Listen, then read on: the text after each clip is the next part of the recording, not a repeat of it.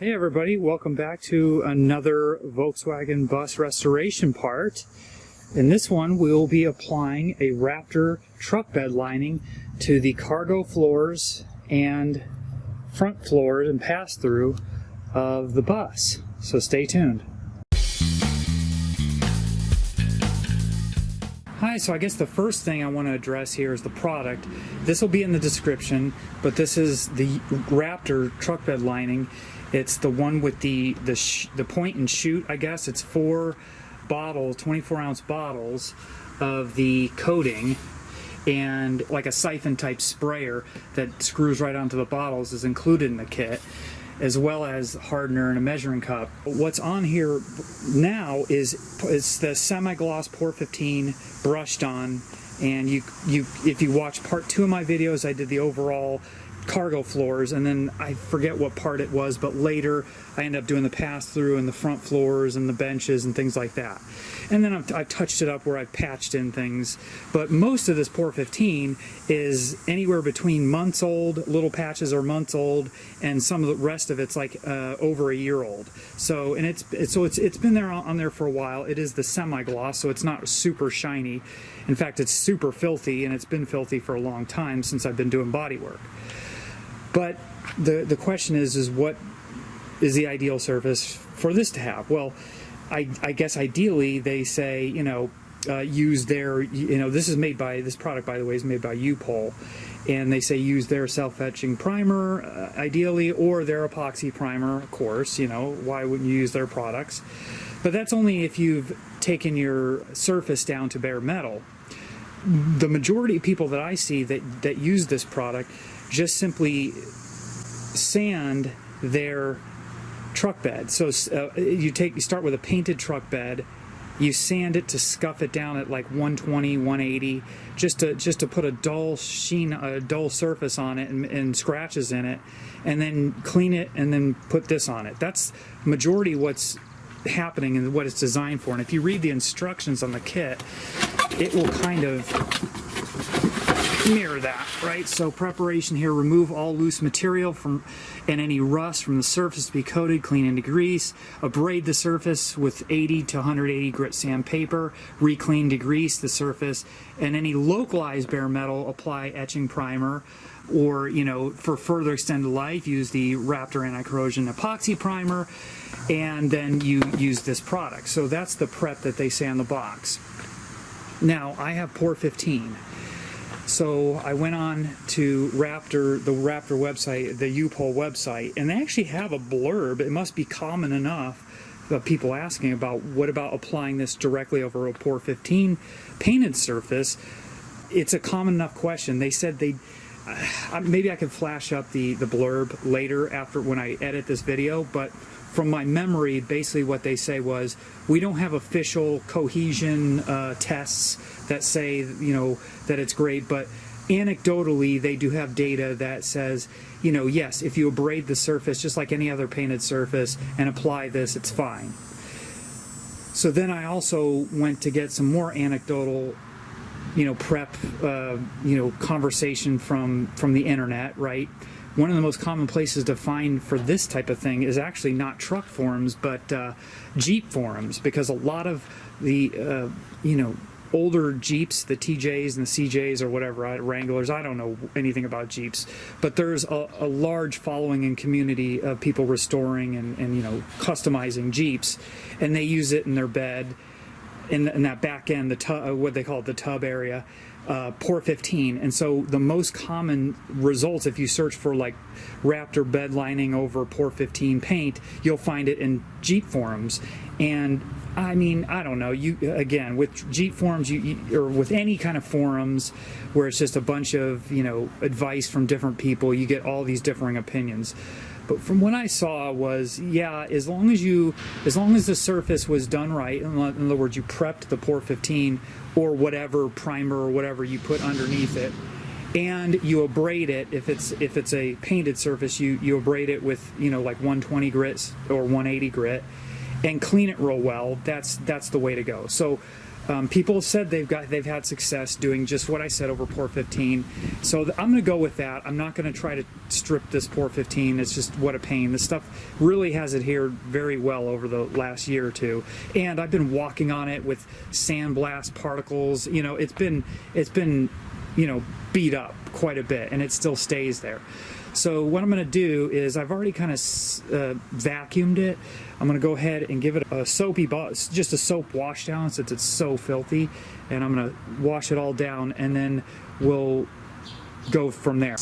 Okay, the initial cleaning is done. Just basically soapy water and wash it down. It's still not clean. It's still a little bit dirty, so I'll have to go over that again. I also masked everything.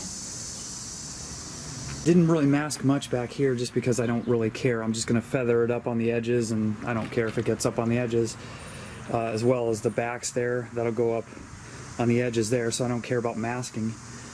But masked off the pedal areas and all that up front. So now we're ready.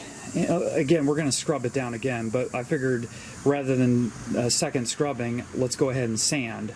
So what I'm going to use is the 5-inch DA with 180 grit pads, and just to get all the kind of, you know, basically digging around like inside here in the grooves.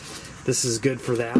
And then I'll just do, I don't have 180, but I have 120 grit for the longboard, and that'll just get like the top edges where I really, you know, the places I'm going to be walking, and especially in there. So I'm just going to do a quick scuff sanding of the entire thing, and then we'll go from there.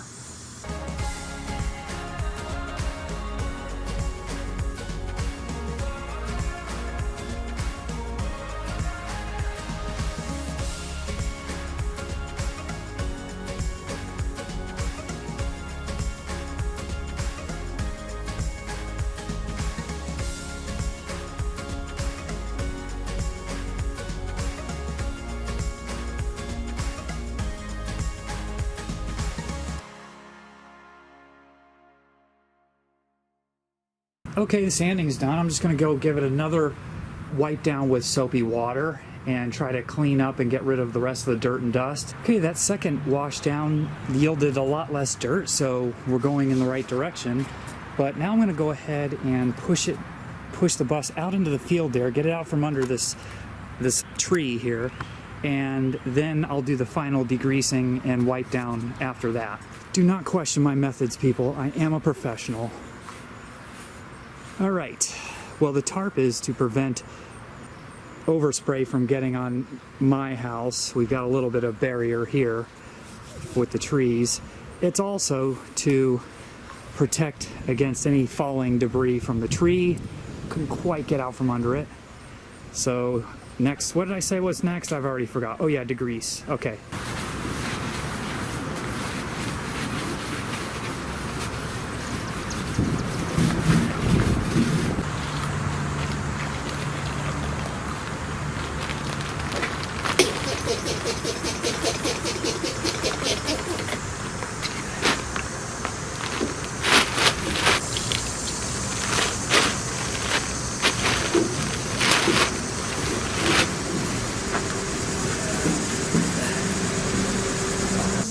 Everything's degreased in here, and it's just about air dried again.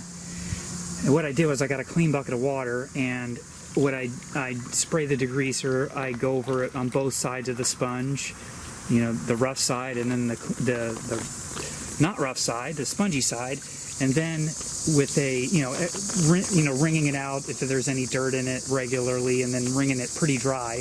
Then a terry cloth rag, again, soaked in the water but wrung out pretty dry, and then I wipe that over it just to kind of get rid of any degreaser residue, and it's very clean. Now what I'm going to do is go over it with acetone and a new terry cloth shop towel. The acetone, I may be wrong on this, but in my experience with Pour 15 is once it's fully cured, the acetone won't strip it off.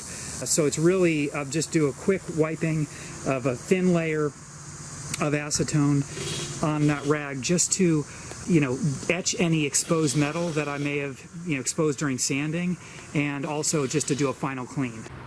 Okay, well, the acetone wipe down is done, as you can see from my rag. Not only is it not very dirty, but there's no black paint on it, so yeah, as long as the port 15 is fully cured, it shouldn't take it off. So the next step up is to start mixing up the product, and we'll get ready to apply it. Well, this doesn't look like rocket science here. So it looks to me like all you have to do really is take your first bottle, take your hardener, pour in to this cup up to the 8-ounce line. So pour this into the 8 ounces, take the cap off, pour the 8 ounces into here, shake vigorously, put the provided, what do they call this, Schultz gun? It's essentially a siphon feed gun, into there, screw it on, and then start blowing it on. So yeah, the setup for this is fairly easy. Notice that the gun does not come with a male air fitting, and that is because they're likely wanting you to put some sort of regular gauge on it. I took this one out of one of my HVLP gun boxes. This regulator, this is for, cheap Husky regulator here, but it says to spray it at, what does it say, 40 to 60 psi. So if you don't have one of these, your option is either to go buy one or set it at your compressor's regulator. I'd rather just do it here so I have access to it. So I'm going to go ahead and screw this onto the gun, and then I still don't have a male adapter for my air compressor, but what I'll do is I'll just take this whip hose off of this little air gun and I'll put it on there, and that way I'll also have a swiveling whip hose that might be helpful.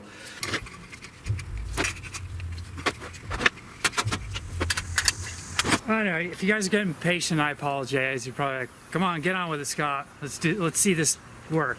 But prep is very important. So I've got my respirator. I got the siphon gun without anything on it. I got this dialed in to 50. See that, 50? One thing to note is you've got 4 of these bottles, so you're gonna run out and then you're gonna have to refill.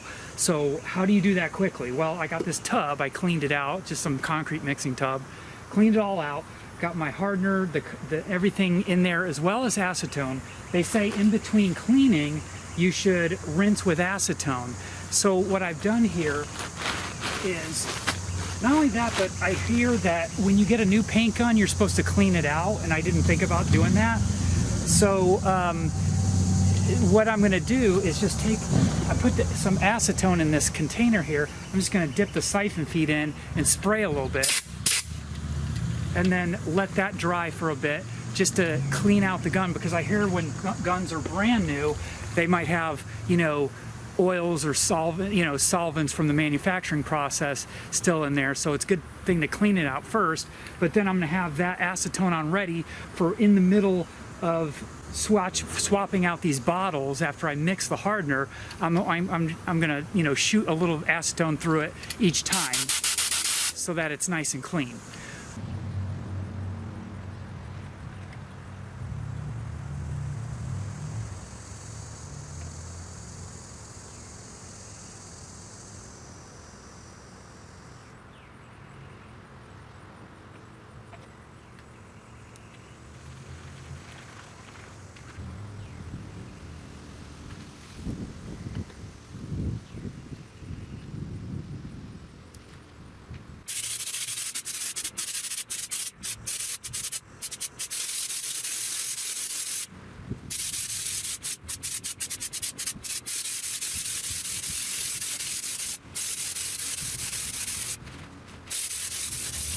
Okay, real quick, I just pulled my mask off. I just got done with the first bottle. Thought it was important to show you what one bottle can do.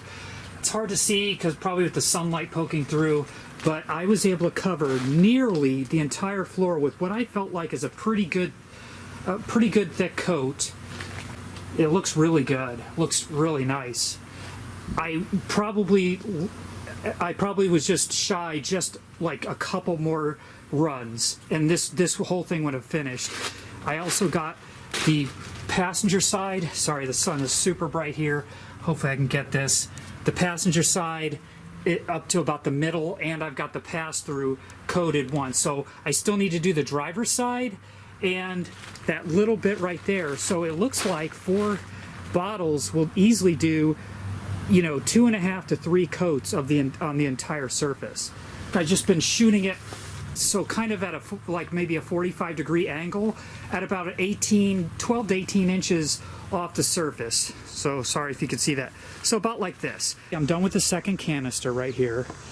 I've done basically, I finished out the driver's side in that little area that the first can didn't hit, and then I went over the entire thing with like basically a second thin coat. So we've got one, I would say one really thick coat on with those 2 bottles. So I should probably, what I'm going to do is just use 3 bottles and then save the 4th. Now I'm just going to show you though what I did in between that second bottle. A couple things to be aware of. First off, I had a hard time getting the bottles unscrewed, because once you apply pressure in that plastic bottle, it wants to grip to that gun and it doesn't come off. So undo the hose to take pressure off of it, and then even still the bottle was pretty tight on there. So have yourself a pair of slip joint pliers, some big slip joint pliers, and you're looking from the top, you're gonna grab by the pliers and go clockwise. And I found that I had to do that, like from, you'd think you can do it from your hand, but what happens is the empty bottle will start crumpling on you. So it's good to just do it from the pliers. And then, like I said, I took the feet out, put the bottle down, and then I would plug back in my hose. Hose would plug back in, then grab my acetone and just clean it out. Couldn't be easier to clean it out. Now, since I'm going to wait about an hour, in addition, I'll go ahead and get some shop towels and wipe off the stem, and that'll be the clean out gun. I'm going to take that one last bottle and do one more thin coat on the entire thing, and that's a wrap. Like I said, it's 60 minutes flash time between the coats, and so I went ahead and cleaned this real good. After this one more coat, I will clean it again just like that so I can use it again, making sure I also clean the threads out real good, and just wipe it all down and clean it out real good. Oh, one thing I should also mention, on this second coat, I will not be crawling inside there. I can pretty much reach this area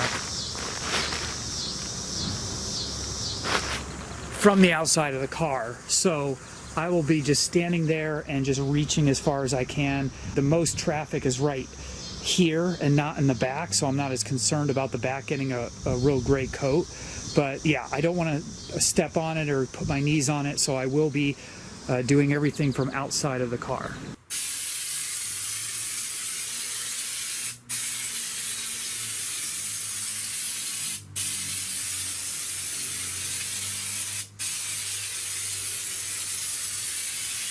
Try not to disturb anything, so just kind of covered it enough and let it sit for about 3 or 4 hours. In the evening, I'll go ahead and take the tarps off and push it back into the garage. So I'll take another shot at the very end, and we'll wrap it up. Right, well, here's the wrap up. It's been about 2.5, 3 hours. I got the car back into the driveway here, about to push it back in the garage. I took all the masking off, and yeah, this is it. You can see that it does mask pretty well. Of course, I did kind of get some overspray on some various pieces. I'll have to sand it. But yeah, I'm really happy with that. I think it looks really good. It's already, it feels like a truck bed. I don't know. Yeah. So there's the pass-through. You can see my masking job wasn't great, so I'll have to sand that off when I go to do the primer. But yeah, I mean, I got it in there. Again, that'll just be kind of resanded at some point, and I'll prime over it. Pretty happy with it. Looks really good. There's the driver's side. Already got the tape off the little pedals. So you can see there's a little bit of a surround for that rubber grommet on the pedal to go that I didn't coat with the truck bed lining. So that is it. The cargo floors are complete. Thanks for watching.